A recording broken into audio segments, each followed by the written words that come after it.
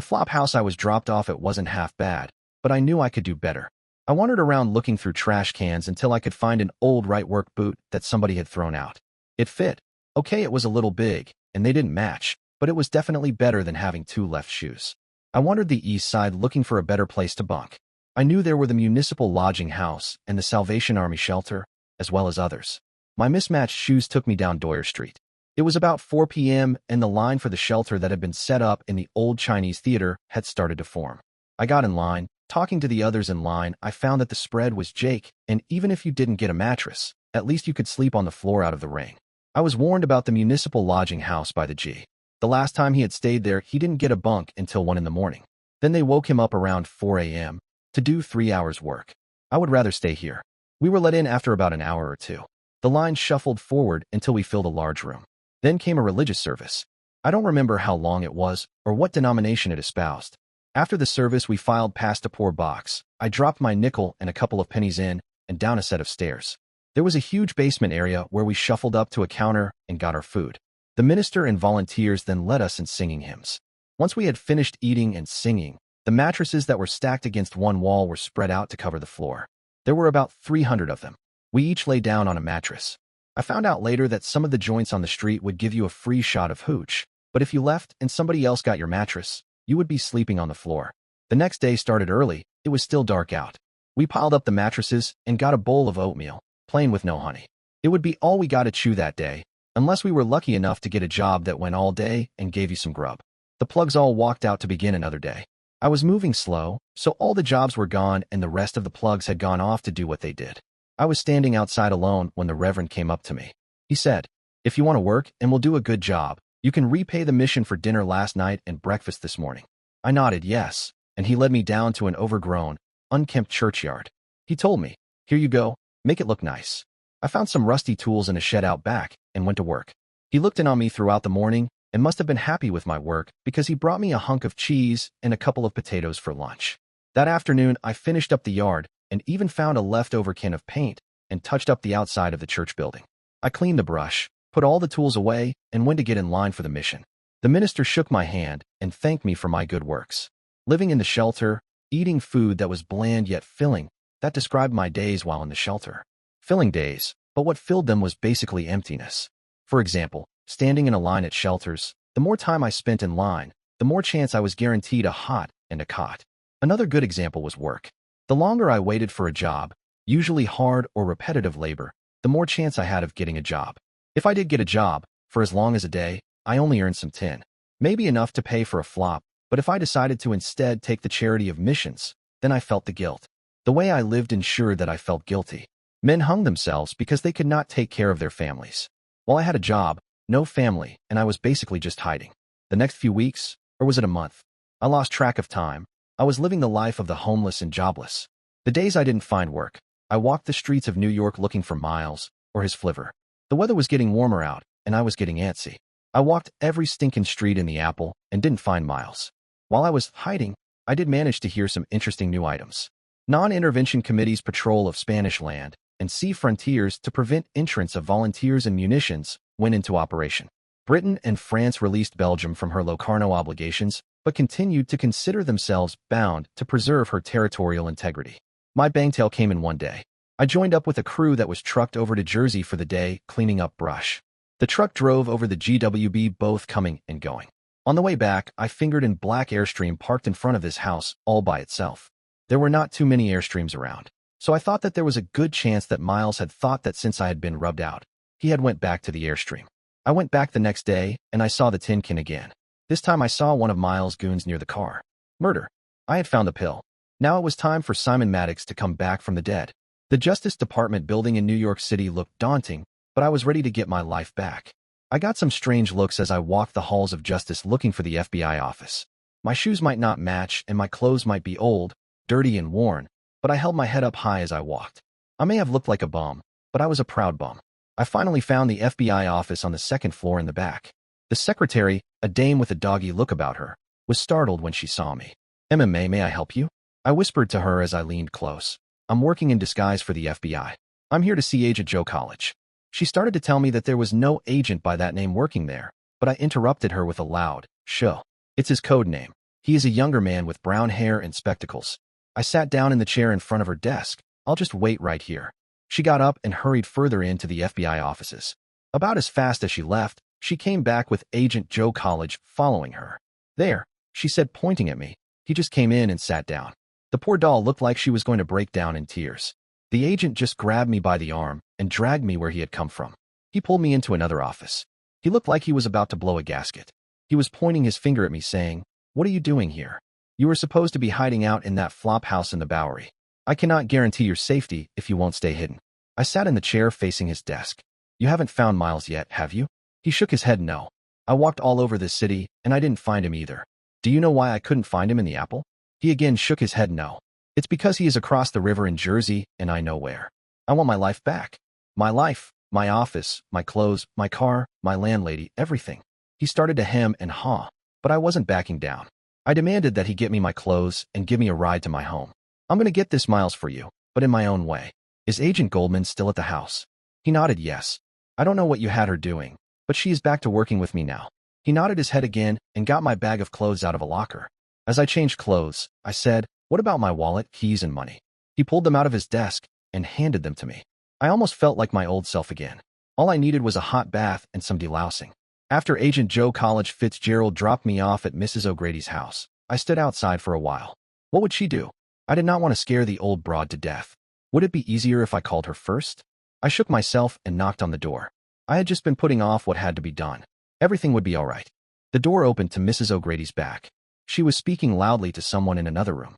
Mrs. O'Grady turned around and gasped as she saw it was me at the door. She suddenly hugged me, exclaiming, "Simon." Then she let go and went back in the house. I was left standing on the stoop, bewildered. Samantha appeared from the living room and hugged me tight. Then she wrinkled her nose and said, "You need a bath." She let me go and retreated into the house, just as Mrs. O'Grady rounded the corner with her broom. She was hitting me with the broom, hard. She kept repeating, "Ew, you reprobate." She would hit me twice with the broom, call me a reprobate, then go back to the bashing with the broom. She finally broke down in tears and ran back into the house. I waited a moment to shake off the broom attack. Then I followed her into the house. She was just sitting at the table shaking her head with Samantha holding her. She mouthed, "Go take a bath," to me, and I went upstairs. After a nice hot bath and a change of clothes, I'd burned the old ones. I headed back down the stairs a step at a time. I didn't hear any sobbing or swearing, so I thought it would be all right. Samantha was whispering in Mrs. O'Grady's ear. He had to do it, and he couldn't tell you, dear. His death had to look real, so he would be safe. I walked up and gave Mama O'Grady a hug, whispering how sorry I was. "I suppose you haven't had lunch either?" Mrs. O asked as she got up and strode into the kitchen. "Just hug your girl and have a seat at the table." She peeked out the kitchen door and with a wink said, "I'll bet you missed my cooking." Boy, was she right. I gathered Samantha into my arms and sat down with her in my lap. "I really missed your bangers and mash. What they have at the mission will barely keep a G going." Lo and behold, Mama O'Grady slid a plate of bangers and mash onto the table in front of me and said, "Your mama told me you were not dead," but I did not believe her. "I did cook a little more each night in case you did show up, though. Call it my Irish stubbornness." Samantha jumped out of my lap, mumbling something about not wanting to get accidentally bitten. "I'm happy that you did not give up on me, Mama O, and your food is as tasty as I remember it." She socked me, ouch, and sat back looking smug. I asked Samantha, "What have our friends at the FBI had you doing?" "I've been watching The Office and looking for Miles during the week, but on Sundays I don my lederhosen and a peasant blouse." I gave her a bewildered look. She curtsied and asked, "Would you like a picture to remember this day?" That was one item taken care of. I would then develop 2 sets of pictures, one for them, which I gave them the next Sunday, and one for the FBI. She shuddered and said, "They looked so cute in their brown shirts and shorts while singing in German about stabbing a Jew with a knife. Real wholesome Americans. What is this world coming to, Simon?" I took her into my arms as she quietly started to weep. I held her in my arms until her tears went away, and then I told her the good news. I found out where Miles is hiding out. "I know. You and I both searched the city for him. We did not find him because he is in Jersey and I know where." "That's incredible. The entire New York office of the FBI searched for him. And you, living as a homeless man, managed to get the inside scoop on him." Samantha looked very proud of her detective, and I liked it. Never underestimate someone with mismatched shoes. It's written in the big book upstairs that Simon Maddox will bring Mr. Miles down. How else can you explain me still being alive after he tried so many times to get rid of me? Samantha and I spent the rest of the afternoon getting reacquainted and planning Mr. Miles' downfall. When Charlie and Joe showed up for dinner, They didn't look very surprised to see me. Charlie just looked disgusted as he handed a smiling Joe a sawbuck. Never bet against Sam Maddox. The next morning, Samantha and I were due to start our watch of Miles' hideout. Unfortunately, from what I remembered, the road did not go right past the house. It had a long dirt driveway that was reached by a secluded country road. There was just no way to watch from a car without being fingered. Samantha and I hopped into my tin can to get the low down on the area around Miles' joint. We couldn't get too close, but Samantha thought it was aces that there was a bunch of trees. I did not see why she was so happy, and I asked her about it. Don't you see, we can sneak through the woods and spy on him from there. Now I'm an Apple G. I know from nothing about country life. I know how to stretch a cup of coffee in an all-night hash house, but I have no clue as to which side of a tree moss grows on. We came ready to watch Miles' joint for a couple of days, so I drove the car as close to the back of the woods as I could and looked for a place to hide it. Once I covered the tin can with bushes I had pulled out of the ground. Samantha told me they would last for 2 days until they turned brown. I told her that I thought they would turn brown in the fall. She just shook her head and started walking into the woods. Samantha had us both positioned at the edge of the woods to watch Miles' house. I was very bored and thought that I was done with bugs when I had given up life as a tramp. Samantha and I were taking turns watching every 4 hours or so. I thought that I would let her sleep as much as I could. Once again, I was wrong. She always took her watch when it was time. I guess chivalry had been rubbed out. The first night and the next day we saw squat. The next night, however, we found a Chinese angle. I almost blew my wig when I saw who was visiting Mr. Miles. It was the deputy chief of coppers, an aide to his honor the mayor, and the assistant district attorney. Samantha was snapping pics of all the greaseballs being met in person by Miles. Those pics were going to torpedo more than one political career. We watched all night. Those plugs left after an hour, and no one else arrived. The Hoods did make several trips during the day, but Miles stayed in the house. I was getting very tired of this stakeout in the woods. Just past 6 p.m. the Airstream and the Hoods were back. Everybody, and I do mean everybody, poured out of the joint. There were Miles, Lena, and even that old broad that had socked me with the fry pan. Miles and the old broad looked happy, but Lena just looked lit. She was very disheveled and frumpy looking. She had obviously hitched her wagon to a wrong G when she chose Miles. The Airstream drove away and headed south. Samantha and I sneaked up to the house and broke in. We didn't want anybody to put the finger on us. We just wanted to get the lowdown on what Miles was doing, but we didn't want him to get wise to us having been there. The lock on the front door was easy to get around with the tools of the trade that I had brought with me. True, if the coppers found the tools on me, I would be invited to the clubhouse and spend some time in the hoosegow. Samantha and I went over the joint with a fine-toothed comb. The only thing we found that was important was a new lockbox tight in the middle of the floor. This wasn't a cheap safe that a can opener could handle. We needed a Peterman or somebody like that. We left the place just the way we found it and locked the front door back up. I had just made it back to the tree line when something caught my eye. It was a spark in the sky to the south. I watched it as the spark blossomed into a flame, then fell to the earth. Samantha grabbed my arm and told me to keep up. I pointed out the fire and asked her what she thought it was, but she had no idea. That looked like it was miles away, yet we still saw it. I was sure that it was big enough for something to come over the ether on it. The branches were turning brown as we cleared them off the tin can and set off for Mrs. O'Grady's house. We turned the car radio on, but didn't hear anything about a fire. Tonight was Noah's Boy with Murphy carrying a wreath, and I was looking forward to dinner. If only the world could be as simple and satisfying as Mama O'Grady's cooking. The Morning Blat sure had the story on the fire yesterday evening. That fire had been in Lakehurst, New Jersey at the Naval Air Station. It read that the Hindenburg, a German dirigible, was trying to dock to a mooring mast after completing a 2-day transatlantic voyage. The airship had left Frankfurt, Germany on the 4th of May. A number of people on the Hindenburg were killed, as well as at least one person on the ground. The cause has not yet been determined, but people in the know were hinting of sabotage. A vigorous discussion among the residents of the boarding house followed. Charlie was quick to point out that a bomb had obviously been stowed aboard in Germany, with the explosion and fire supposed to have happened over the ocean to hide the evidence. The dirigible must have caught a tailwind on the way over. It was just dumb luck that it made it all the way to the United States. Samantha wasn't so sure. The only reason the Germans would have had to sabotage it would have been to blame it on us. We know that Germany is itching for a fight, but we are too far away to start anything. The chinning went on, until Charlie said he was going to be late for work. The chinning broke up soon after that, but I was certain that we hadn't heard the last of it. We now bring you an event that actually happened yesterday. Reporter Herbert Morrison was in Lakehurst, New Jersey to report on the arrival of the airship Hindenburg.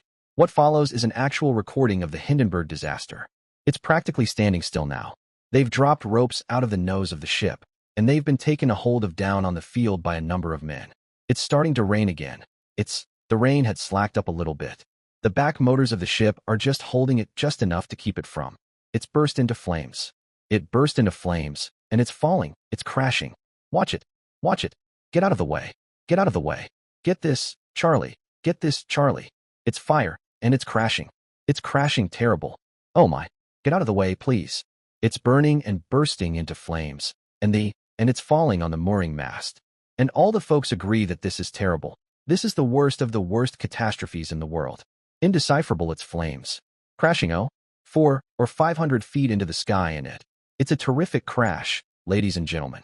It's smoke, and it's flames now, and the frame is crashing to the ground, not quite to the mooring mast. Oh, the humanity and all the passengers screaming around here. I told you. I can't even talk to people their friends are out there. I can't talk, ladies and gentlemen. Honest, it's just laying there, mass of smoking wreckage. And everybody can hardly breathe and talk and indecipherable. Lady, I'm sorry. Honest, I can hardly breathe. I'm going to step inside, where I cannot see it. Charlie, that's terrible. I can't. Listen, folks, I'm going to have to stop for a minute because I've lost my voice. This is the worst thing I've ever witnessed. Reporter Herbert Morrison as he was recorded yesterday evening in Lakehurst, New Jersey. There was really only one place to go if you wanted a box job pulled, and that was your friendly neighborhood mafia.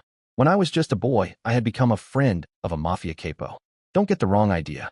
I didn't rub someone out when I was just a kid. It was winter and his son was skating in Central Park. I guess he did not know that there was some ice he didn't skate on. It never really got that thick.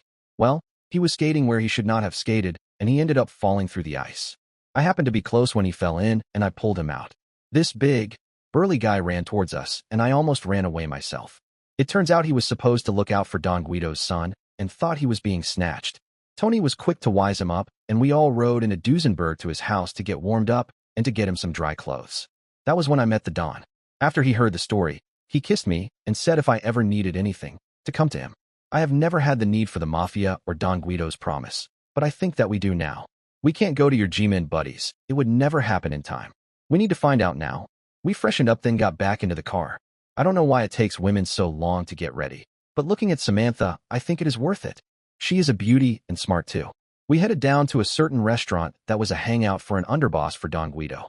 When we got there, I asked Samantha to wait in the car. I walked up to the hood in the doorway and said, I'd like to talk to Mr. Branch, please.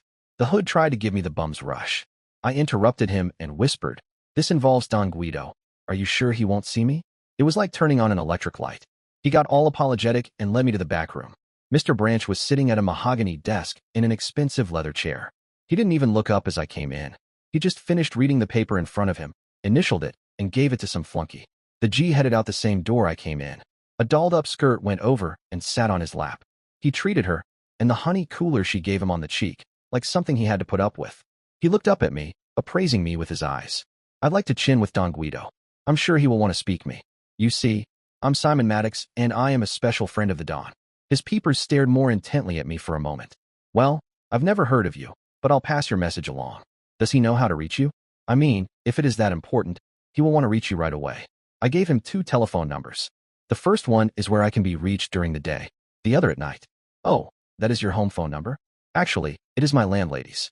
I was getting tired of the 20 questions. Is that all you need? He nodded yes, and waved me out. This was just one of the reasons that I did not like dealing with the mafia. You could never talk to the person you needed to talk to. You had to play by their rules if you wanted to play at all. No thanks. The office seemed different without Mr. Guthrie skulking around, trying to make his job as a building superintendent more profitable. Samantha's coffee was as good as I remembered it. I finished off my cup and we left the office early. As I drove home, the radio played a song by the Westminster Choir. News has just reached us that last Monday the Basque town of Guernica was attacked by the Condor Legion of the German Air Forces on loan to fascist General Francisco Franco. Bombs fell for 3 hours and villagers trying to escape were shot down by machine gun fire from the air. The attack killed over 1,000 Basque civilians and injured over 700. The Spanish government did not see any military significance to the attack. Dazed survivors described a merciless 4-hour bombing and strafing attack by German pilots directed toward the village and its inhabitants. After a couple of days and nights, I needed to bunk. Samantha and I greeted Mrs. O'Grady. I went upstairs to take a nap until dinner. I was sound asleep when I heard a sound I hadn't heard since Prohibition. I was jerked awake by the sounds of a chopper squad spreading its deadly metal rain. I rolled off the bed listening to glass breaking and thud of bullets lodging in walls and furniture. The thundering music of the Thompson submachine guns lasted only about half a minute. Then there was deathly silence, and finally the sound of screeching tires. I stumbled to the stairs, and then fell or ran down them shouting Samantha's and Mrs. O'Grady's names. I found Mrs. O'Grady lying on the floor in the kitchen bleeding from a hole in her right shoulder. She was mercifully unconscious. I heard the breaking of glass behind me as it was stepped on. I looked and saw Samantha, unhurt, walking into the kitchen. She said, "I was upstairs lying down when the attack started." Then she saw Mrs. O'Grady. "Oh my God, is she going to be all right?" I took a dish towel and tried to stop the bleeding. She moaned in pain. Just then, the blower started to ring. I swore and went to answer it, while Samantha took over helping Mama O'Grady. I wanted to get them off the line, so I could call for a meat wagon. "Hello, what do you want? Can you get off the phone?" My voice was rough, demanding. I did not expect who I heard next. It was a voice from my past. It was Don Guido. "What do I want, Simon? What do you want? You came to me. And what is this malarkey about getting off the phone?" It suddenly made sense to me. Mafia? Tommy guns. This conspiracy went a lot deeper than I thought. The silence over the blowers suddenly turned menacing. Not one to lamb out on a fight, even one over the phone. I let him know how I was feeling. "Well, so much for a friend for life. Listen, Guido, you can choose who you want to side with, but you had better watch out who you decide to bunk with. I'm not going to forget that you sent your chopper squad over to pay a visit after your guy branch found out where I would be." He started to say something, but I cut him off. "I have to take my landlady to the hospital now, and you had better pray that she pulls through. Don't let me catch you in any dark alleys." I hung up the blower. I was done talking to Don Guido, and I needed to get Mrs. O'Grady to the hospital. Samantha and I were in the waiting room after we got Mrs. O'Grady to the hospital. I had told Mrs. Brock that Charlie and Joe would need some place to stay and that I was taking Mrs. O'Grady to the hospital. She had assured me that she would let them know and that she would pray over Mrs. O. That settled, Samantha and I needed to make plans. "We can stay in my apartment, Simon, but if this plot goes up into the FBI, that would not be a good hideout." The situation looked bleak. "Yeah, babe, and we still need to find a safe man too. Not just any can opener, but a good one." I spotted one of Don Guido's goons over by the entrance. I gave Samantha the high sign and put my hand on my heater. I did not want either of us to start spitting metal in the waiting room with all those innocent plugs inside. Samantha and I got up keeping our eye on Don Guido's G. He was looking for us, checking all of the mugs. We managed to get to the door before he saw us. He headed towards us. I saw Don Guido's 1936 Packard Super 8 touring car sitting near the door with another of his goons standing next to it. I said, "Well, this is it, Samantha. It looks like we are going to have to burn powder to get out of here. Let's end this now. I'm tired of my friends being hurt. Instead, we'll take the fight to them." I fisted my Roscoe and headed out the door. The goon outside started towards me as I came out the door. When he saw my Roscoe, he started waving his hands at me telling me not to shoot. I almost plugged him because of what his buddies did to Mrs. O'Grady in her house, but I am just a little bit better than that. I don't drill anybody in cold blood. The back door to the Packard opened, and Don Guido stepped out. "Simon, you and I have to talk before the streets start to run with our blood. My boys did not ventilate the boarding house. Somebody set you up, so holster your rod, and come let's talk like gentlemen." He pointed behind me. "Besides, your kitten is much too cute to be fighting in the streets." Samantha had pulled her rod and followed me to the parking lot. I was so proud of this woman. Don Guido's will man held the door for us as we all got in. The goon that had been looking for us came up to the window huffing and puffing. He was about to tell the Don that he had lost us when he saw Samantha waving at him from inside the car. The Don had more instructions for him. "Go inside and find out how Mrs. O'Grady is. Tell the hospital to put her into a private room and to send all the bills to me. Now hurry." I joked with Don Guido. "He's been getting too much linguine and wine, Don. You had better cut him off before he hurts himself." The Don laughed at what I had said. "Yes, he is getting a little round to do the job." That was one good thing about Prohibition. It kept everybody on their toes. Now in this time of peace, they all get soft.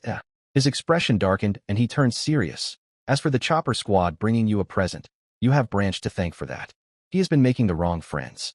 He was not happy with me deciding not to get involved with Hop and was getting cozy with Mr. Blue. Mr. Blue will sell narcotics, and Branch heard the dinkling of all the kale he thought he was missing out on. He fingered you to Mr. Blue, and Blue sent his goons around. You know I owe you for Tony Jr., and I never forget my debts." He looked at Samantha and told how his son had been rescued. He made a big deal out of it, where I had not boasted of my role in the event. "You see somebody in trouble, you help. You don't know what my Tony is doing now, do you, Simon?" Simon shook his head no. He is a doctor out in California. He does plastic surgery for all those Hollywood stars. He says that he makes more money than I do, but I don't know about that. He would like to see you someday, after we get our business over with. Speaking of business, that's why I was wanting to talk to you. I need a G for a box job. Not a can opener, but a really keen operator. You see, it's one of them new safes. It's very well made. It might need a Peterman. Also, after today we need a place to hide out, and could probably use a new tin can too.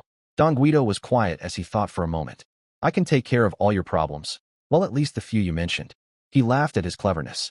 I've got the perfect joint for you to stay low. It's in the garment district. No one will think to look for you there. And there is an Amich down the hall. It's a pay phone, but I have somebody that answers it. The goon came out of the hospital accompanied by a professional-looking man. Don Guido stepped out of the car with Samantha and I following. The man offered his hand to Don Guido. Good afternoon, sir. I am Dr. Sheffield. I have been attending to Mrs. O'Grady, who I understand is a friend of yours. Don Guido nodded in assent, and the doctor continued. She is going to be all right. The bullet was removed with no additional damage being done. The bleeding has been stopped, and she is resting comfortably. It's a very good thing that bullet went through a wall before it hit Mrs. O'Grady. A lot of the force of the bullet was expended. After all, it was fired from a Thompson submachine gun. If it had went through a window instead, it could have ripped her arm off. In that case, Mrs. O'Grady would most likely have died. She cannot have visitors today, and we're going to keep her for a few days.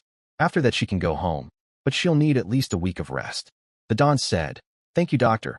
I'm sure she will be in good hands. The doctor bowed his head and went back inside the hospital. Lou, Don Guido addressed the goon. Take Mr. Maddox's car and swap it with one of the cars at the garage on 42nd Street. Make sure it has a radio and is in good working order, but not too flashy. Also get word to Lefty Jackson. There is a job I need him to do for me. Lou said that he would get right on it and left. After we had all gotten back into the car, the Don said, I hope you won't mind a late dinner. I was busy taking care of things and I missed out on Mrs. Guido's fine fare. He winked at Samantha. I'm going to have to send a bunch of flowers to my wife now. We all laughed. It will take some time for Lou to be back with a car. Both Samantha and myself assured him that dinner would be great. Don Guido addressed his driver, Pierre's on 61st Street. He turned to Samantha and said, I hear they have a new chef and the food is heavenly. Well, at least that's what Mama Guido said. They all enjoyed another good laugh on the way to the restaurant. They were returning from the restaurant. Mama Guido was correct that the food was heavenly when they heard a report from the car radio. This radio station is reporting that Egypt and Saudi Arabia signed a treaty of friendship. A spokesman from Great Britain was quoted as saying, This treaty is imbued with the sincere desire to strengthen the bonds of friendship between the two countries. Don Guido remarked, It looks like the countries in Europe are not the only ones taking sides. Our country had better be very careful or it will get pulled into the fight. No one spoke as the car returned to the hospital, but everybody was thinking about those prophetic words. Lou was leaning against the hood of a Ford Model A coupe. He met the Packard as it pulled into the hospital parking lot. Don Guido told me to call him if I needed anything else. Lou opened the door for us and handed me a piece of paper. The keys are in the flivver. I wrote down where you will be perched while on the lam. A broad will be waiting for you. A nice little skirt from south of the border. Oh yeah, Dis G will call you about the box job. Lou then got in the passenger seat of the Packard. The Packard then drove off. We got in the flivver to drive to the garment district. This tin can had a radio just like the Don said it would. We listened to the New York Philharmonic Symphony with Alexander Smollins conducting. There was a Mexican doll on the stoop of the building we were supposed to hide out in. I pulled up at the curb. The doll pointed at the alley next to the joint and said, Go there. She sounded like a bad imitation of Tonto. She directed us to an empty parking spot and then led us inside through the back door of an old apartment house that had seen better days. We followed her up to the second story, and she opened a door for us halfway down the hall. She left us with these words of wisdom, Stay here. The room was a combination bedroom and lounge. There was only one bed. Samantha and I stared at it for a moment, and I broke the silence by saying, I'll just sleep in one of these chairs. Samantha looked around the room, including the attached bathroom and the dresser standing in one corner, full of clothes. She got a flannel nightgown and changed in the bathroom. When she came out, she sat on one side of the bed and patted the other. You can sleep here if you behave. I took off my tie and got ready for bed. To answer her, I said, Samantha, I am so tired that I can't do anything but behave. She laughed, and I got into the bed on the edge of my side. I didn't want to queer up what I had with her, and besides, I fell asleep before I could even think of doing anything. It was a peaceful dream. I was holding someone close. Everything felt calm. Bang, bang, bang. What was that noise? Bang, bang, bang. I jolted awake to loud knocking at the door. Not a dream this time. My mind snapped to focus. The person I'd been dreaming about was real. I looked over and realized I was still holding Samantha, my arm awkwardly resting across her. I quickly pulled away, startled. "Just a minute. I'll be right there," I called out. I grabbed the first pajama pants I could find, black silk with red hearts, and carefully untangled myself from Samantha, who mumbled something and turned over. I hurried to the door just as the person outside raised a hand to knock again. She gave my pajamas a quick glance and stifled a laugh. Without saying a word, she gestured for the phone, then turned and walked back toward her open room next door. I was now evil. I was having a great dream, and some refugee from Mexico had to wake me up, be pounding on the door. I picked up the receiver and growled, "Yeah?" into the phone. The voice that came out of the receiver was steady and low. "I understand you need a box job pulled. What's the meat? Will I get to look at it beforehand? It's one of the new safe, a protect-all. No look ahead. The job has to be sharp, in and out." The man thought, well, it'll have to be a Peter job. Any complications? There may be somebody to silence before the lay. We will have to take it as it comes. Is tomorrow good? Any complications or loose ends are your problem. I won't go into the joint until everything is cool. I just get paid for the box, nothing else, see? Pick me up on the corner of Madison and 42nd tomorrow at 9. It had better be eggs and coffee, or you won't see me. I responded, "That's Kippy. See you then." He just hung up his blower and the job was on. I shook a leg getting back to the room before anybody could finger me in those pajamas. When I got back, Samantha was up. She was just going into the bathroom to change. While she was in there, I found a gray suit that would fit, and I got out of those pajamas quick. Samantha had found an outfit that was the bee's knees. I about flipped my wig when she came out of the bathroom. Once I closed my yap, we went across the street to a hash joint for a well-needed lunch. The food was surprisingly good. After we got back to the room, I wised her up on the lay for the next day. I told her a lot of our part would be off the cuff, but time was a-wastin', and we needed to get the lowdown on Miles' plan. We spent the rest of the afternoon and evening listening to the radio. We listened to the Lannan Orchestra, the Lehigh University Glee Club, and others. We mostly tried to listen to music. We had enough excitement in real life. We did hear a spot of news, though. The Nazis won 2/3 majority in the Danzig Volkstag, which is a general election in Germany. The next morning was Sunday, and we woke early. I had made sure that I slept on my side of the bed. Samantha hadn't said anything about the other night, so I guess she didn't notice. I figured that Miles would attend church, so he would keep a good impression with those he wanted to sway to his side.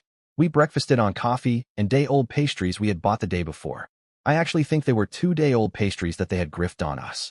We arrived at exactly 9 a.m. at the corner of Madison and 42nd Streets, right across from Grand Central Station and next to the bus terminal.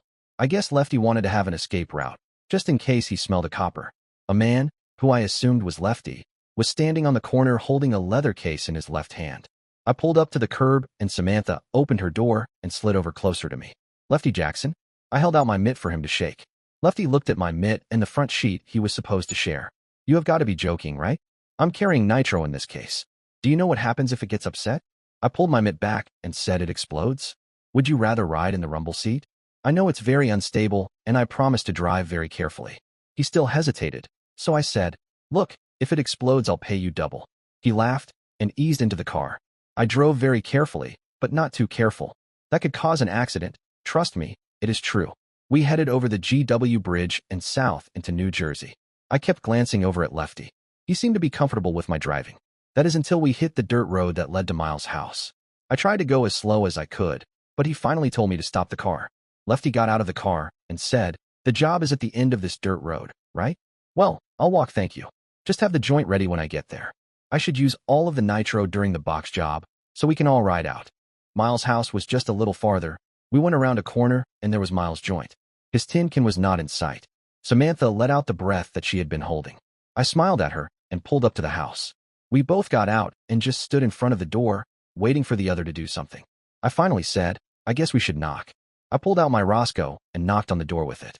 After a moment, I shrugged and reached for the doorknob. Both Samantha and I could have been knocked over with a feather when the knob started to turn. I aimed my heater at the door and waited for it to open. When it opened, I could see the old broad from the other house, the twist that had socked me with the frying pan. I pushed her back with my .38 aimed right between her eyes. She looked like life had thrown her a curve. I told her to grab air, and then I asked, "Why aren't you in church?" "Heathen." I asked Samantha to keep her covered, while I searched the house to see if she was alone. She was alone in the house. I tied her up, gagged and blindfolded her. I tucked her into a corner and went to the door to check on Lefty. He was just walking up to the joint with a question on his mug. "Everything is Jake and the box is waiting for you." He took a look at the tied-up broad and motioned Samantha and I outside. A few minutes went by, and we heard a whump in the house. Lefty opened the door and waved us in. We went to the safe. The door was still on, although there was some smoke floating around the box. I turned to Lefty and said the obvious, "It's not open." Lefty smiled at me and took a short-handled sledgehammer out of his bag. He brought it down hard on the top of the safe with a bang. Samantha and I stared in disbelief as the door fell off the safe. Lefty put his hammer back into his bag and walked out to the flivver. Both Samantha and I started laughing hysterically as we looked through the safe. There were some interesting things in the safe, and we took all of them. There was a .45 automatic, about $100,000 in dough, and best of all, a stack of documents all in German. I looked around the room. The explosion had really wrecked the joint. I didn't think that Miles was going to get his deposit back. I checked the skag before we left. She was all right and breathing fine, but I could feel the rage in her. We got in the car, and I handed Lefty a pack of $50 bills. He tried to refuse it, saying that Don Guido had already paid him. I forced him to take it. That's just in case we don't make it back to the Apple. We all had a good laugh and drove away. It turned out not to be so funny after all. Just after we got off the dirt road, we passed Miles' Airstream. Lefty scrunched down, and I know we shouldn't have done it. Samantha and I waved at him. I was soon to realize just how foolish that was. Watching Lefty walk away into the bus station, I figured I'd never lay blinders on him again. The day had gone well, and it was almost time for dinner. I thought we deserved a nice dinner out for a change. I steered the flivver towards 61st Street and Pierre's. The maitre d' was happy to seat us. He recognized us as guests of Don Guido from the night before. We were enjoying a hearty meal when the waiter brought up a blower. "Call for you, important, sir." I answered the blower. "It was Lou Maddox. You've got to get out of there." "Why did you plug the broad anyway? That wasn't smart." "Don Guido said that the heat is on and the joint you were at ain't safe no more. The flivver may still be Jake. He didn't know. Good luck, gumshoe. You'd better go on the lam. You are in Dutch big time. And take care of that skirt. She's a keeper." The next thing I heard was the click as he hung up. Samantha had been giving the documents from the box the up and down. It turns out that she could read German. Samantha was all excited. She was holding some of the papers under my nose and saying that she had found something important. All I knew was that we had to scram. I braced Samantha, tossed some cabbage on the table, and we breezed out of there. I took off out of the parking lot, leaving tire miles to show where I had dangled from. Samantha was trying to give me the lowdown on what she had found, but right now the important lay was to get out of sight and lie low. I turned on the radio to see if I could hear something about us on the ether. Breaking news about the house burglary in northern New Jersey today. The thieves stole an unknown amount of cash from a safe in the house of the brother to the Deputy Chief Jones of the New York City Police Department. What makes this crime especially heinous is the fact that the robbers shot Miss Heidi Strom, a cousin of the chief, in cold blood. The criminals involved have been identified as Mr. Simon Maddox and Miss Samantha Goldman. Citizens are warned that they are armed and dangerous. They should not be approached, just call the police. And stay tuned to this station for further developments on the case. Well, we are for it now. All of the bridges are going to be watched, and the bulls will be out to cop us, but more likely will be gunning for us. See, it'll save the city the cost of a trial, and will bring justice for Miss Strom. But we didn't kill her. And what I found exposes a great Nazi conspiracy here in New York. The FBI will help us. We just have to hide out until tomorrow morning when the office opens. I can then call them and get this all straightened out. Maybe, but we still have to make it through the night. I racked my brain for an out. Finally, I found it. I know a G that has an old speakeasy on the south side. He can put us up for the night. Trying to sleep was not going to happen. Not with Samantha saying wow. And oh my God, as she read the documents from the safe. I knew we were in Dutch. I just hoped the papers could make everything Jake. Samantha finally finished reading the documents and came up to where I was sitting in the former speakeasy. "Simon, what we have found is big. It is so important that we could be Bonnie and Clyde and still get off.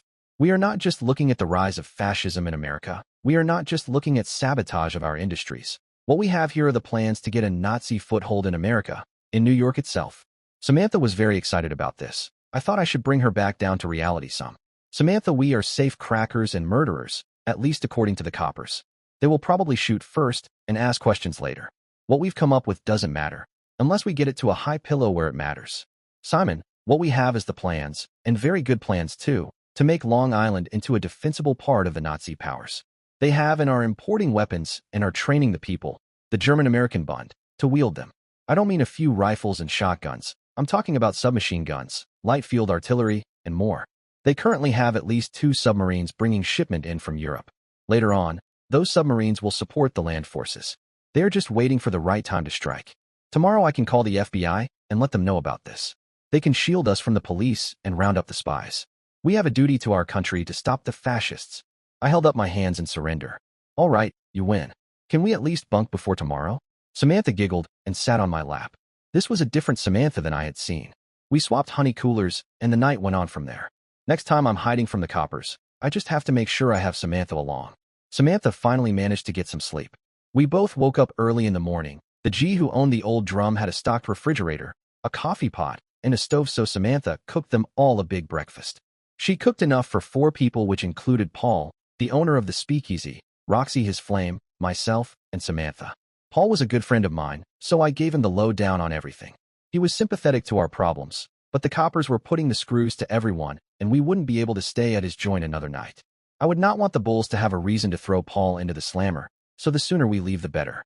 It had just turned 8 a.m. when Samantha made her call to the FBI. It was answered by the secretary.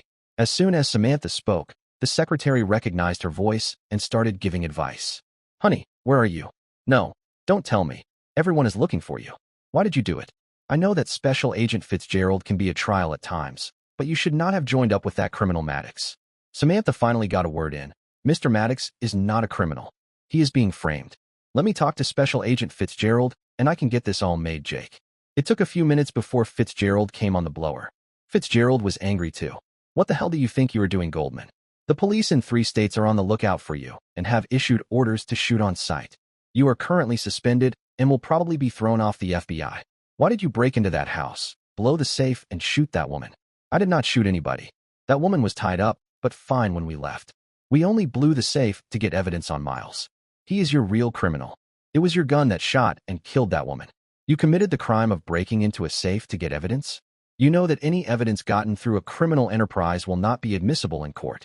Did you also know that Mr. Miles is a friend of both the police and the mayor's office? I put in my report that my gun had been taken a hood when I narrowly escaped an attempt on my life.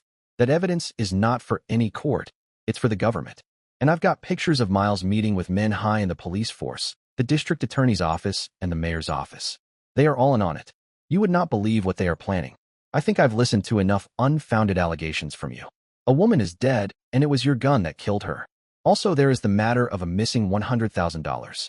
Stop stalling and tell me where I can pick you up so you won't get shot by the cops. You will have your day in court and can explain everything there. Samantha was going to continue to try to explain, but that flatfoot was not listening to her. He had already made up his mind. She was guilty. The evidence said so. I hung up the blower. It's no good talking to him, Samantha. He already has you pegged as a criminal. Samantha began sobbing, and I held her in my arms while trying to think how to get us out from behind the 8-ball. Miles had the bulge, and we had to turn that ship around. As I was holding Samantha in my arms, I ran through possible options in my mind. We could head to Long Island and lay low there, but Deputy Sawyer might catch us. He's known for being strict. Don Guido was out. The cops were in a strange mood, and I didn't want to get him involved. Where could I go to hide from Miles and the police? Somewhere unexpected, a place I'd do my best to avoid. Jail under an alias with a false charge? No, too confining, and I might get caught up in the system and end up stuck longer than I planned. I then got a real goofy idea. There was some risk involved, but if it worked, it would be perfect. I whispered my plan into Samantha's ear. Her body stiffened as I told her what I had planned. Then she started laughing like her wits had left her. When she could speak again, she said, I love your plan. It's so goofy it might work. And if it doesn't work, we won't be stuck in the pen wasting away. Now we had to only make to dusk to try it. The day seemed to drag while we waited for dusk. Every strange noise caused our hearts to race, expecting the worst. Finally, it was getting closer to dusk when I felt it would be safe to move. Samantha and I cleaned up and got dressed for the evening. Paul had a spare suit that I could borrow, and Roxy loaned Samantha one of her tamer flapper outfits. Moxie even lent her a large pearl necklace that went aces with the outfit. I handed Paul a satchel. He took it, but was confused. I said, use it to open your club again. Put Roxy back on the stage. Make her an honest woman. We pulled out of the secret garage Paul had and drove north toward Harlem. There were more police officers patrolling the city, but we weren't stopped. Once we entered Harlem, the police presence faded. While our concerns about the police had eased, they were now replaced by worries about the local criminal organizations. We listened to the radio, enjoying Berrigan's orchestra and a couple of comedians, Tim and Irene, but our mood was far from lighthearted. We pulled up in front of the Onyx Club. I didn't even bother to park it or turn it off. We entered the club and did not get gunned down right away. Things were looking up. I wasn't wearing a flogger, so I just checked my hat. If Samantha had checked even one piece of her outfit, except the strand of pearls, we would have been arrested. I walked up to the host and said that we would like to see Mr. Blue. The host said, "Yes, sir. Yusa may get to meet the boss, but yous forgot to check something, Mr. Charlie." A bouncer pointed us to the check room, and the door was open so we could enter. We passed through so the paying customers wouldn't get curious. The bouncer pointed at a small table, and I took my .45 out of the shoulder holster, the .38 out of my pocket, and then emptied my pockets onto the table. Samantha just shrugged when the G pointed at her. There was no way to hide anything in that dress she was wearing. The bouncer patted us both down anyway, seeming to take extra time with Samantha. When the papers under her skirt rustled, he just pulled them out and set them on the table. We were led down different corridors, through somebody's dining room and more corridors until we were left in a dimly lit room. Mr. Blue's voice boomed out of the darkness at us. "Now why don't I just drill y'all right here? Or call Copper and throw you out to them? Of course I'll give you back your gats first. Never let it be said that Mr. Blue is not good to his guests." This was not Jake at all. I had to get him thinking. "Mr. Blue, you are a twit." I heard a gasp from the darkness behind me, and Mr. Blue started to growl. I continued, "Miles is bonkoing you. Every time he thinks about you up here in Harlem doing him favors, he starts laughing. Don't you think it's a little late to be trying to save yourself by telling tales about my partner, Mr. Miles? He asked me for your skirts, Rod, so I could frame you both. Well, you didn't need me to put the finger on you for the box job." He laughed. "Hey, where's that dough?" "Don't worry about the dough. Just take a look at those papers my doll had. They are plans for Miles and the Nazis to take over Long Island. Haven't you ever heard the Nazi propaganda? They don't like your people or hers." I pointed to Samantha. I could hear Mr. Blue's unspoken question. "They don't like her because she is a Maki." Samantha gasped when I said that, but times were tough, and I couldn't pull any punches. "Well, that man is wacky. There is nothing wrong with this dame that a right jar head could not fix. Well, let me get the slant on what you say. Until I do, you can be guests of Mr. Blue." It took 2 days for Blue to get the slant on Miles. The next time we saw him, he was about to blow his top. We were lucky, though. He wasn't angry with us. That four-flusher, that gator-faced gum beater, I'm going to send him to Beluthahatchee. I did not exactly know what he said, but I knew what he meant. "So Maddox, how are we going to bring some hurt to him? I've got the power, and I've got the way to sock this mug man where it counts. Just point me where I need to bring it. The place to hurt him, to stop him, is this Camp Siegfried on Long Island. We've got this map showing spots we need to check out." I showed him the map. "The problem is that the coppers are looking for us, and we can't just stroll down Broadway on the way to check things out.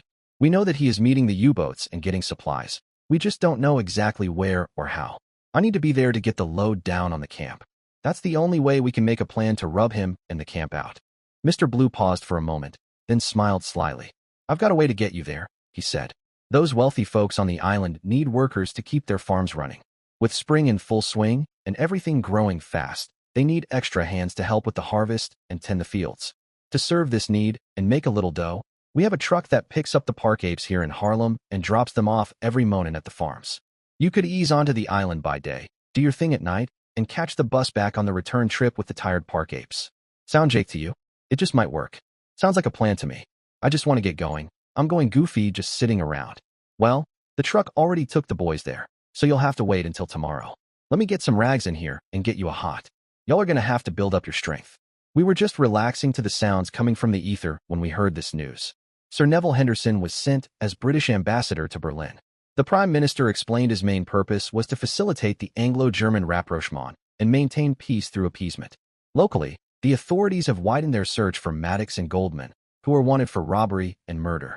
It is believed that they have escaped the citywide dragnet and are headed toward places where they can spend their ill-gotten gain. I just laughed at the news. If the newshawks did not know where we were, then the coppers had even less of a clue. A nice young darky skirt brought in some grub. Samantha and I were ravenous and finished up fast. One of Mr. Blue's hoods brought me some work clothes, shoes, and polish. I was about to shine the work shoes when he laughed. "Noser, the polish tain't for the shoes, it is for your pale mug. Tain't no way yer can pass for a park ape with that pasty skin o' yours. Use better collar and nod. The truck leaves early, e'en before the sun." I took his advice and went to bunk. I would use the polish in the morning and not dirty the sheets. Samantha climbed into bed and held me loosely. It took me longer to get to sleep, but I had nice dreams. I got up early, or so I thought, slapped on some polish, and almost missed the truck. Mr. Blue was right there to provide me with moral support. If you want to be one of Aunt Hager's children, then you can't live like a storm buzzard. You gotta do things lightly, slidey, and politely. My boys will learn ya. Now get on the truck. I'd seen better ways to get around than on this trash heap. You call this a truck? What happened to it? Oh, it was hit by the first thing smoking. But we fixed it up, Real Jake. It'll put those squad cars to shame. He tossed me the brown polish. Better hang on to that to touch up. It's a long time till tomorrow. Oh, and one more thing. If you get beat, just take it. Say you're sorry and thank him or her. He tossed me a couple of apples. You'll need these, missing breakfast and all. As soon as we started, the men began singing. What followed was a song that told the story of someone being chased, accompanied by the sounds of dogs. I later learned the song was called Old Rattler. I could see how this song had been passed down through generations, and how it helped them get through a hard day's work. It made me realize that this situation might be more challenging than I expected. Once the truck reached Long Island, it toured the farms and dropped off workers. At some farms, they brought tools with them. At others, they went empty-handed. I asked one of the men about it. Well, Mr. Grover, the farmer, says we mess up his tools too much, so we have to bring our own. But, honestly, everyone knows that if you put big rocks in a wheelbarrow, it's going to leave miles. Makes me wonder if some of these farmers really think things through. He then apologized. I guess he forgot I was one of them. I got off the truck with the last group of workers. As soon as I could sneak away, I planned to head toward Camp Siegfried and wait until dark. Standing near the truck wasn't a good idea since an older woman hit me with her cane and said, "Don't you know when to move for your betters?" I bowed and apologized, though in my mind, I felt like giving her a piece of my mind. I followed the others, managed to get into the tall grass, and then I was gone. Passing through the Long Island countryside, I learned two very important things. Stay away from open spaces and watch out for dogs. I had to be extra cautious because I didn't want to draw attention from the authorities. My disguise wouldn't be enough to keep me out of trouble, and I had no desire to end up in a detention center. I eventually made it to Yaffank and decided to hide in the cattails near the lake. I ate one of the apples Mr. Blue had given me. I almost threw the core away, but then I realized it might attract questions. So, I tucked it deep in the reeds and took a nap. When I woke up, it was near dark, and I had a visitor. A 2.5-foot-long snake was sticking his tongue out at me. I don't like snakes. I was born and bred in the Big Apple. I could deal with rats, even the big ones down on the docks, but the way snakes moved without legs is unnatural to me. It was reddish-brown and right in front of me. I tried not to breathe and stared it down. It finally slithered off, and I took a deep breath. I don't think I scared it off. It was probably just hungry. I got up out of those reeds as fast as I could. I looked at a copy of the map that Samantha gave me. There were 4 XS that I had to check out here. I would try visit all of them tonight and look at the spot on the northeast coast of the island. The first X was at the front gate on a small hillock. It only took me a few minutes of searching until I found the hidden compartment. Inside the compartment was a lever. I checked to make sure that I was alone, and I flipped the lever.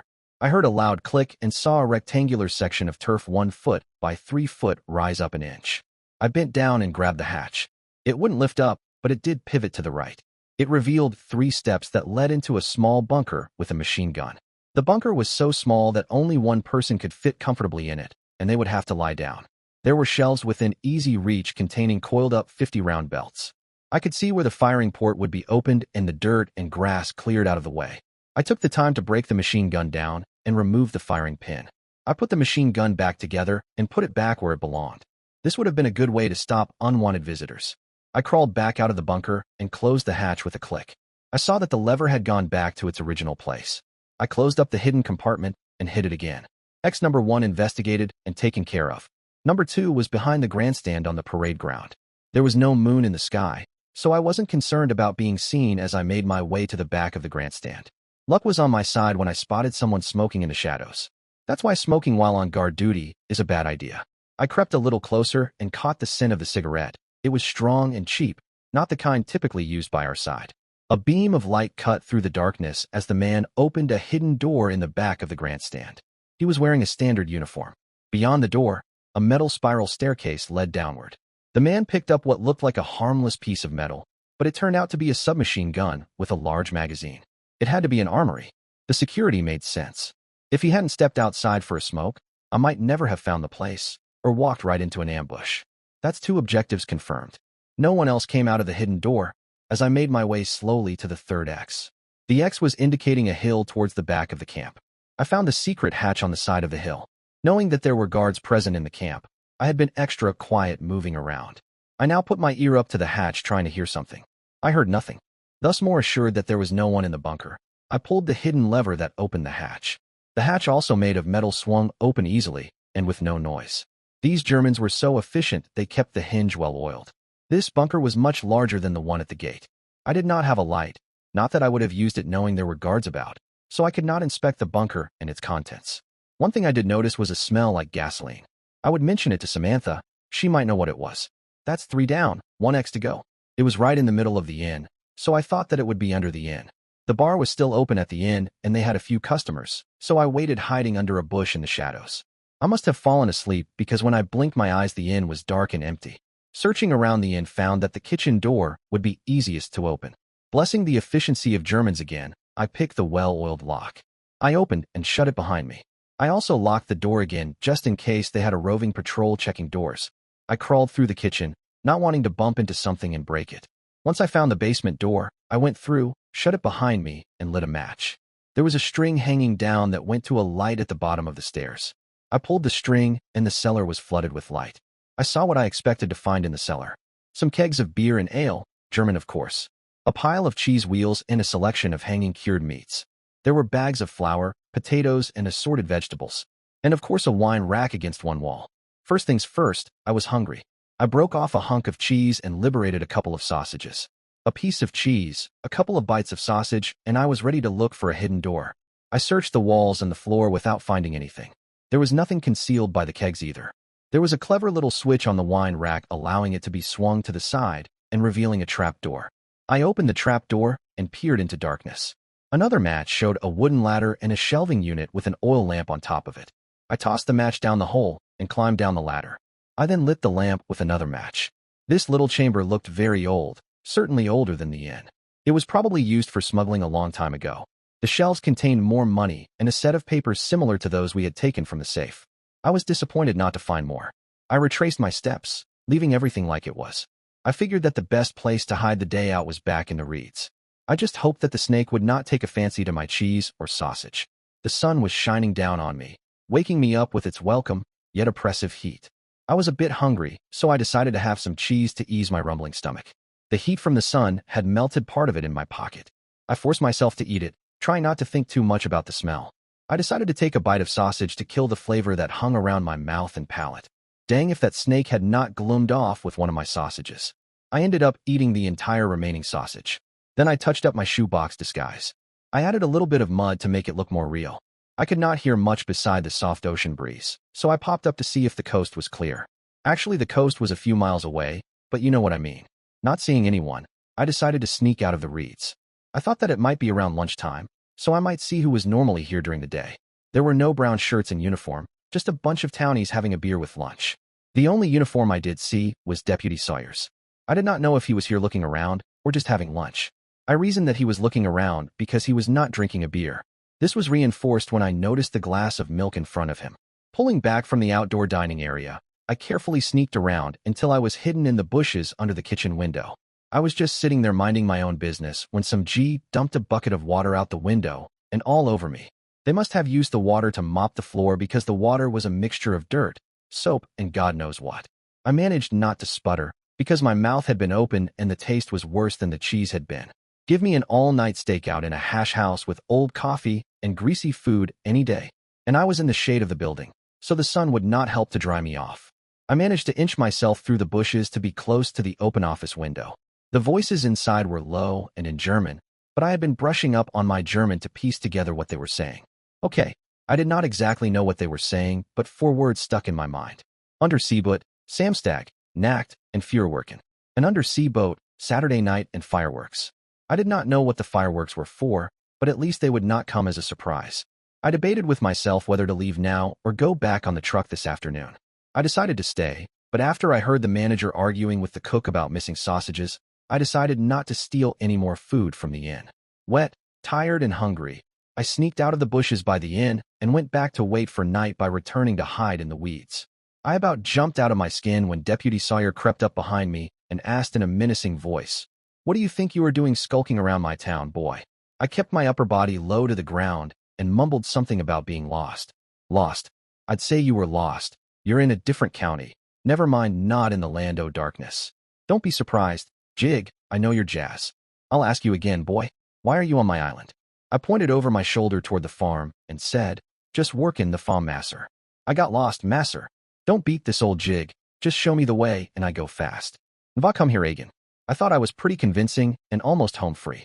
The manager of the inn saw us and came over. What is this darky doing on my camp, deputy? I think he is a subversive, trying to do something against us peaceful white folk. As a matter of fact, we had some food stolen from the inn last night. He grabbed my pocket, the one with the cheese residue in it, and ripped it off. See, deputy, he was the thief. I demand you arrest him and get him off my camp. Deputy Sawyer grabbed me by the collar and elbow and frog-marched me to his squad car and threw me in the back. I knew this was it. I'd never see Samantha again. She'd end up as one of Mr. Blue's dames. And I'd be making small rocks out of big rocks, unless I got the electric cure. He had not radioed into the clubhouse yet. Maybe I could still get away.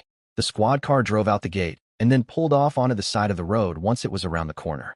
Deputy Sawyer turned around, looked at me hard, and said, "What makes you think I would not recognize you, Maddox? That's a god-awful disguise. I know you didn't murder some broad in cold blood. Tell me what is going on and don't lie." I told him everything that had happened. He only interrupted me once or twice, saying, "I knew you did that. That's just what I would do." When I had finished, he asked what the plan was. "Well, I've got to get up to the northeast coast and find out where the U-boat offloads its cargo. Then I can set up the ambush points and stop the arms shipments. After that, I'll destroy the arms at the camp. Hopefully I'll get to drill Miles and all of the fun. You just be careful that you don't drill any of the good citizens of Yaffank, and we'll get along just fine. I'm tired of all these fascists dirtying up my town. You know I lost a cousin in the war over in Spain fighting the fascists. It's time to pay them back." He drove me to a deserted dirt road on the outskirts of town. "This is the best I can do for you, Maddox. Don't get caught."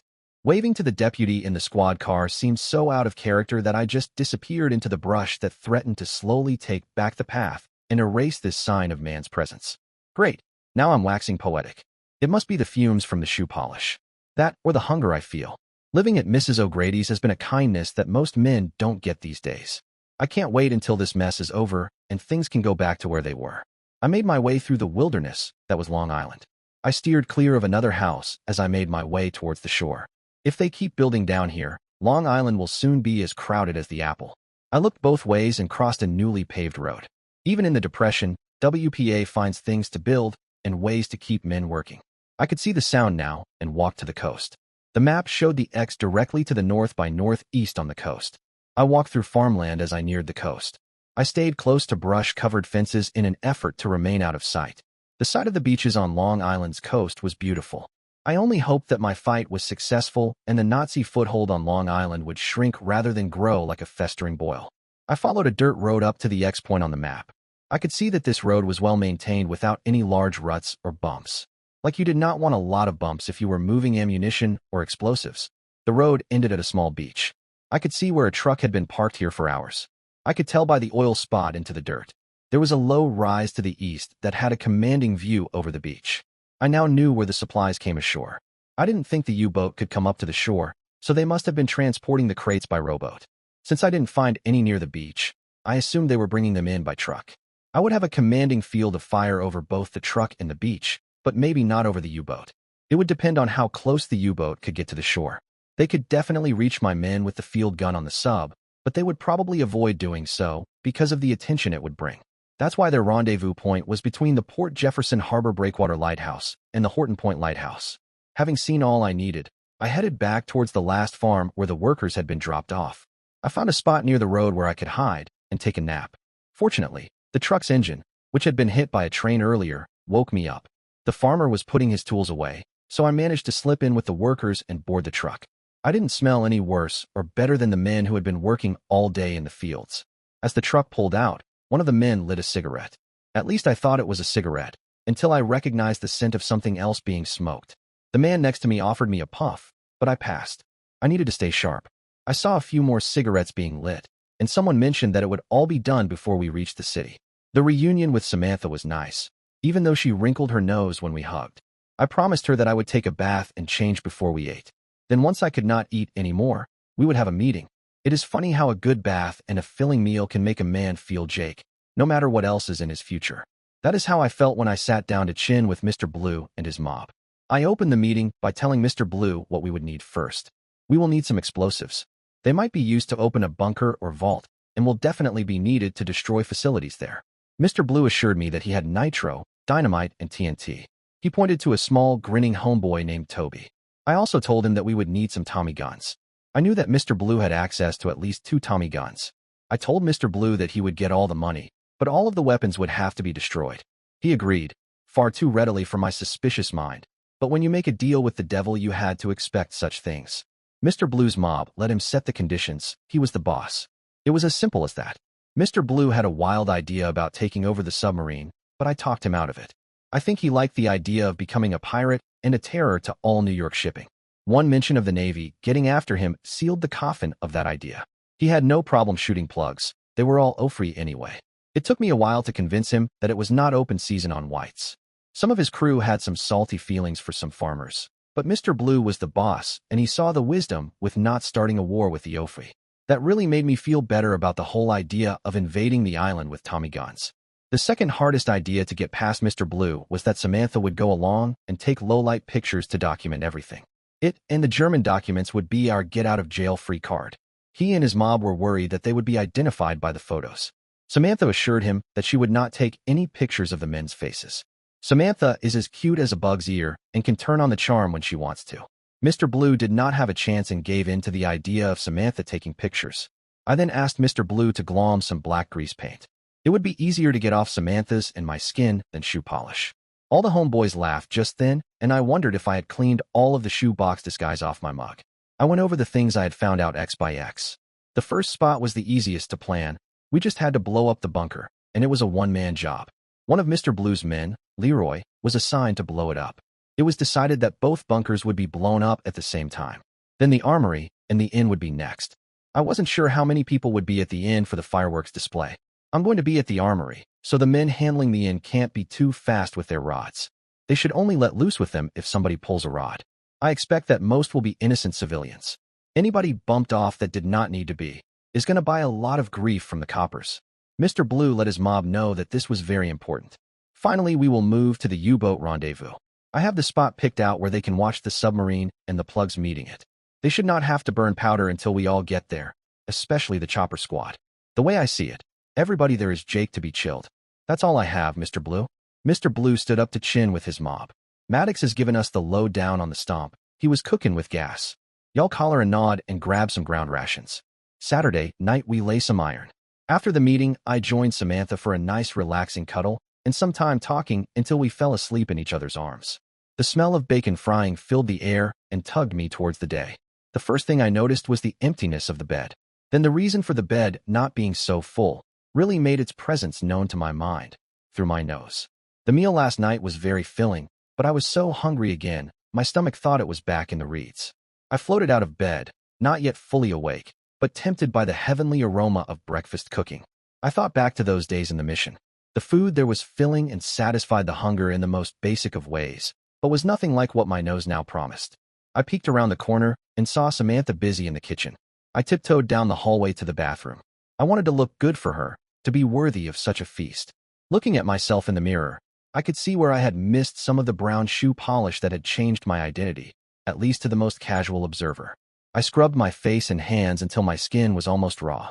It appeared as though I had been caught with my pants down in the women's department in Macy's. My face was that red. I performed all my other morning ablutions until I pronounced myself ready to face the day. Walking into the kitchen to give Samantha a hug from behind while she cooked, I was feeling on top of the world. That was until she turned around and burst out laughing at my appearance. It figures. I try to make myself presentable for my lady, and she has me all goofy with her laughter. There was a sparkle in her eyes that redeemed me, though. Have a seat, and let me get you some coffee. I dutifully went to the table. As I was sitting down, she continued, "You look like you could use it." Then she healed that barb with a mischievous laugh.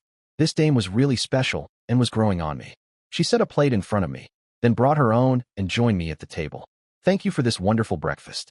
You're amazing. Do you do windows, too?" Now it was her face that turned red, but in a charming way. We made small talk over breakfast, and then I helped her with the dishes. It almost felt unnatural how normal the morning seemed. Here we were, hiding out in an unfamiliar neighborhood, preparing for an important mission against dangerous forces, yet we were enjoying breakfast together as if it were just a regular morning. We spent the rest of the day lazily relaxing and sharing our past lives with each other, growing closer with every secret shared. I realized I had found my future wife and companion, someone I could stand by in this increasingly troubled world. Feeling as nervous as a boy on his first date, I dropped to one knee and said, "Samantha Goldman, Would you become my wife? You would have thought I had shouted at her, based on the amount of tears she shed. I took her in my arms and gazed into her eyes until she finally said, yes. When we told Mr. Blue the happy news, he was completely stunned. He just kept shaking his head and muttering, wacky Ofri, done fell out, and went wacky. We surprised him even more when we told him we wanted to get married on Saturday morning. All throughout the day, we could hear him muttering, wacky Ofri. The next morning, we were married in a small church just around the corner. The women took great care in making sure everything was perfect for Samantha. They spent the night before talking to her about married life, while I spent the evening with the men, learning their advice on how to navigate marriage. I'm not sure how they made the drink we shared, but I sure drank it like it was the best thing I had ever had. We had our honeymoon that afternoon. After we had consummated our love for each other, we got dressed. Our cover was that we were a jazz band going down to the island to jive at a private party. The homeboys were all decked out in their suits. The Tommy guns and heaters were going as a git box, reeds, tram, etc. We brought a Real licorice stick in case some copper wanted to see our tools. I was supposed to be the manager, as there were supposed to be some platter plugs there. I was wearing cheaters and a suit. Samantha was the canary. The dames had her sporting some hot glad rags. Mr. Blue was not going to join us. Leroy was going to be his hep cat buddy Guy for the lay. We all left in one boiler, a 1935 Chevrolet Suburban carryall that had been gloomed that afternoon. A copper in a squad car gave us the once-over, but did not put the screws on us. We were just some jig hep cats going to a jolly up. You could hear the sigh of relief as the copper turned off. Once we entered Long Island, we dropped off the 2 Gs with the Tommy guns to truck down to the beach. We then went back to the main road, took the turn off for Camp Siegfried, and pulled far off the road before the turn that led to the gate. We all piled out of the tin can and got changed. Samantha had been thinking ahead and wore her pants and shirt under her dress. That disappointed the homeboys, but made me feel better. Samantha and I took turns putting grease paint on each other's skin that showed. Samantha had her camera and extra film. I took a flashlight. I wanted to see what was in that second bunker before we blew it. Those of us that were packing had extra shells. The small, shy Toby had his box with his boom-boom dinguses in it. I recognized a couple of small bottles of nitro, some sticks of dynamite already fused, and a chunk of what I took to be TNT. We sneaked down the road, stopping at the main gate. I uncovered the hidden compartment and pulled the lever. Samantha took a picture of the compartment in the raised section of turf. I slid the hatch to the side and she took a picture of the inside of the bunker with the machine gun and all the spare belts of shells. I turned to Leroy, who was just taking a stick of dynamite from Toby. Do not blow this until the fireworks start. After you blow it, I'll meet you at the armory. The rest of us, 2 Gs, Toby, Samantha, and myself, sneaked further into the camp. One of the Gs with a Tommy gun was clanking it against something. I made him stop. When we reached the bunker, I opened the hatch. I went in and turned on my flashlight. Samantha right behind me. The smell like gasoline was stifling in here. In one corner were 8 sets of 2 tanks with a pipe attached to them. Samantha softly whistled and took several pictures of them. Do you know what these are? I shook my head no. They are flame spritzring. The Germans used individual flame throwers in the war to end all wars. It looks like they have been making it better. So much for no more wars. Samantha took pictures of the entire bunker, including the gun ports. We backed out of the bunker, and I showed the Gs how to close the door. They will only need 1 stick of dynamite, Toby. Make sure you close the door after you toss in the dynamite, and get back a lot. It will blow up easy with lots of fire. Remember, wait for the fireworks. Toby, Samantha, and I sneaked back near the armory. No one was outside smoking this time. A few minutes went by. It was very dark out. I wondered where the fireworks were. The plan depended on them for timing and to provide some cover for the explosions and gunshots. I was pacing back and forth, worrying a path in the grass, when I heard a shrill whistle and saw a spark rising in the sky. The fireworks have started. I heard the fireworks explode and saw the pretty pattern it left in the sky. A few seconds after that, I heard an enormous explosion from the second bunker. There was no way that the people in the camp thought that was fireworks. I heard yelling from the inn and expected the door to the armory to open. The 2 Gs from the second bunker ran up. They were covered with soot and very excited. I shushed them up and told them to watch the stone wall that hid the door to the armory. The bunker at the gate should have been blown up by now. Was something wrong? I said to the 2 Tommy gunners, Leroy's dynamite should have gone off by now. I'm going to see if he needs help. I'll be back soon. Keep watching the armory. I ran up to the gate, not noticing that Samantha had followed me. The bunker's door was wide open with no sign of Leroy. Samantha came to a stop next to me. She was also puzzled. Leroy stepped out of the shadows carrying the machine gun. Samantha gasped when she realized what was happening. The boss had gathered everyone together and thought out this change to the plan. Mr. Blue wants those fancy guns. A truck is waiting by the warehouse for my word. Then we can save all those fancy guns for Mr. Blue. I'll miss those people at the beach with their Tommy guns, but sometimes you have to lose a little to win big. The police will find the bodies of you and Miss Samantha and call off the manhunt. They'll probably clash with the other group at the beach and think those are all the weapons. That is, until Mr. Blue takes care of the other gangs and takes over. You two are getting too close with some of the others, and that's why we had to do it this way. I would let you give her a farewell, but time's running out. He pointed the machine gun at us and pulled the trigger. Nothing happened. He tried again, still nothing happened. Leroy dropped the worthless machine gun and grouped for his heater. I calmly took my .38 out of my pocket and snuffed him out, shooting him between the eyes. I then took my .45 out and fired 3 shots into the air. Taking the stick of dynamite out of Leroy's pocket, I lit the fuse and tossed it and the machine gun into the bunker. I closed the hatch to the bunker and led Samantha away to a safe distance. Did you know that Mr. Blue was going to double-cross us, and that way you broke the gun? I thought we were dead. I figured that he would want to keep the German gun somehow, but I did not know that Leroy was going to shoot us with the machine gun. I just took the firing pin out when I first found it. I did not know if we would have a chance to stop the Nazis, and I figured that them having one less machine gun couldn't hurt. Now just follow my lead. We ran back to where Toby and the 2 homeboys were waiting. All this time the fireworks continued to go off. One of the Nazis had the drop on Leroy and shot him just as I was getting there. I drilled the Nazi and then blew the bunker. One of the guys asked. I was wondering what happened to Leroy. So what do we do now? Now you're in charge, and we follow the plan. He stood tall and nodded. Now I'm in charge. I said, cover me, and headed toward the hidden door at the back of the grandstand. I flipped the switch, but the door only started to open slightly. It must have been locked from the inside. I waved Toby over and asked if he could break it open. He grinned, then slowly unscrewed the cap of one of the bottles of nitroglycerin and carefully dripped it along the doorframe. We walked back until he said, this should be far enough. We dunked under cover, and he threw the glass bottle that had the nitro in it at the door. It hit on the edge, exploding and setting off the nitro around the door. There was a bunch of smoke, and the door fell off. I said, get ready. Just before the first brown shirt carrying a submachine gun and bleeding from both ears tried to duck out of the armory and get away. The Tommy guns sang their song of death, and he fell twitching to the grass. He was soon followed by a fellow brown shirt guard with the same dramatic results. We waited by, no one else came out. I asked Toby for his last 2 sticks of dynamite and warned everybody to get back. I lit the dynamite, threw them down the stair, and ran for cover. We heard a muffled, got him Himmel, Neen. Then there was a whump as the armory exploded. After the big explosion, there were smaller explosions and cracking as the shells went off. Samantha snapped a couple of pictures while the armory was still exploding. I waved the men forward, and we walked to the inn. The area outside the inn was filled with small groups of men, most speaking in German. They were silent as we walked past them into the inn. A radio was playing in the inn. Today the Danzig Volkstag dissolved the German Nationalist Party. Former members of the German Nationalist Party joined the National Socialists.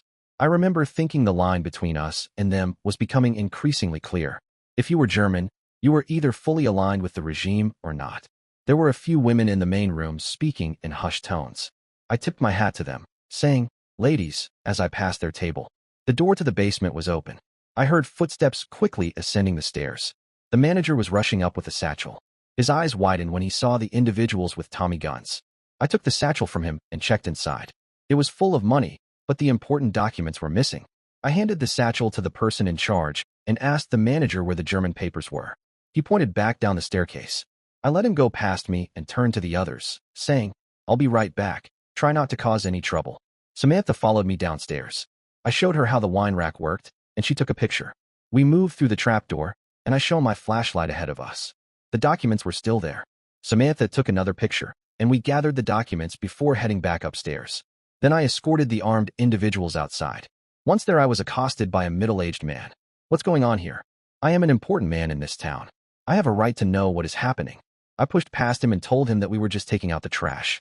A car was driving down the gravel road towards the inn. The men I was with noticed it was a squad car and bristled. I noticed it was a local police car and held my arm out for them to wait. The car pulled up, and I saw that Deputy Sawyer was driving, and he was not wearing his uniform. He stopped the squad car and said, look at me here without my gun. Why? Anybody with a gun could tell me to drive them to the beach, and I would have to. Is not life strange like that sometimes? I grinned at Deputy Sawyer and motioned for the 3 homeboys to get in. They looked at me like I was goofy, but got in. I held open the passenger door while Samantha scooted in beside Sawyer. I got in, closed the door, and in my best Park Avenue voice told Sawyer to head for the beach. Sawyer dropped us on at the beginning of the beach road. He told me, "Stay down and give those Nazis Watfer." I saluted him, and he drove away. He could not officially help, but his help was most welcome and timely too. I led everyone up to the observation post on the bluff. One of the homeboys watching reported to me, "They are almost done. That 3 miles in on the boat. There are some German bell-bottoms. But they watch in the sea." I wanted to wait for Miles to come back in the boat that had just left the beach. The fates changed my plan by having one of the brown shirts catch a glimpse of us on the bluff above the beach. He started yelling and tried to drill us with his rod. Here is something to remember. Never bring a heater to a chopper fight. I told the homeboys, "Go ahead, start throwing some metal at him." All the brown shirts on land were chilled off, and the truck was on fire. The boat was sinking too, the plugs in boat having way too many holes in them. "Fire at the U-boat," I yelled. The metal rain from the Tommy guns made quick corpses out of the German bell-bottoms, but the lead lugs just bounced off the iron-skinned U-boat. I mumbled, "I wish there was something we could do to that U-boat." I felt a tug on my sleeve, and then a smiling Toby handed me the block of TNT with a bottle of nitro wired to it. I took the package carefully, and I made my way down to the beach. As I waded into the ocean, I heard an ahuga horn sounding off in the submarine. The water was still cold. It was only May. I took the wire in my teeth and swam overhand towards the sub. I prayed that the nitro would not go off. If it did, I would need more than a dentist to put me back together.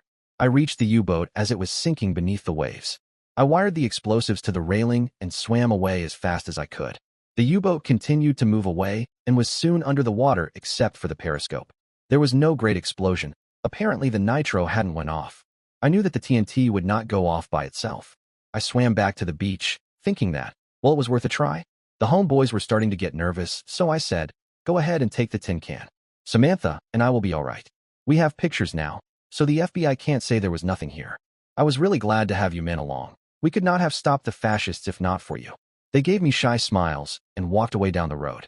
Samantha and I just sat on the sand, watching the periscope get further and further away. "I just wish we had gotten Miles. We owed him." Samantha nodded, then laid her head on my shoulder. The periscope started to go under the water. Soon we could not see it. I said, "Look, she is going to make it home." Suddenly a spout of water flew into the air near where we had last seen the U-boat. Or maybe not. I led a smiling Samantha up the farm road, complimenting her on her choice of cosmetics. We walked towards Yafank talking about the close calls we had, the good times and the hard times. Mostly we talked about our future. Samantha decided to resign from the FBI, that is after we were cleared of all charges. She was going to be my new partner. I wondered if Mr. Blue would hold the loss of his weapons against me. There was the choice of moving, maybe to San Francisco.